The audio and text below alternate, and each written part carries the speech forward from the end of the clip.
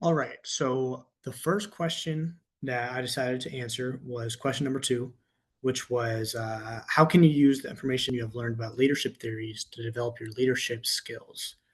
I think one way I can really use this information that I've learned and how it'll develop my leadership skills is using transformational leadership, that style specifically at my workplace.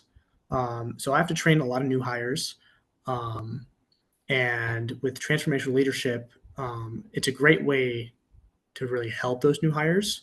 I can use it to not only get the new hires to understand not just how to do each little part of the job, but why each little part is so important, and how it helps not just us as workers, but more the big picture, how it helps the company as well.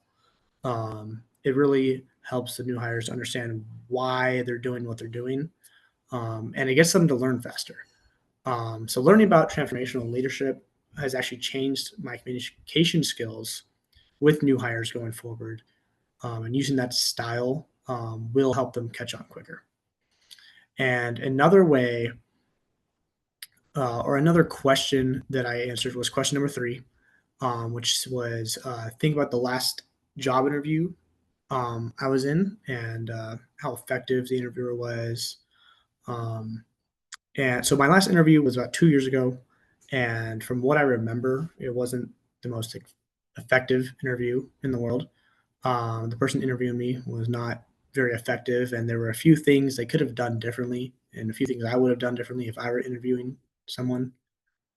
Um, the interviewer did not really evaluate what skills I possessed and how it would translate to the job I was applying for. They were more focused on just like the technical training, and which, like the book says, is a major leadership error. The interviewer was also just more focused on what days I could work and like my availability and all that little stuff.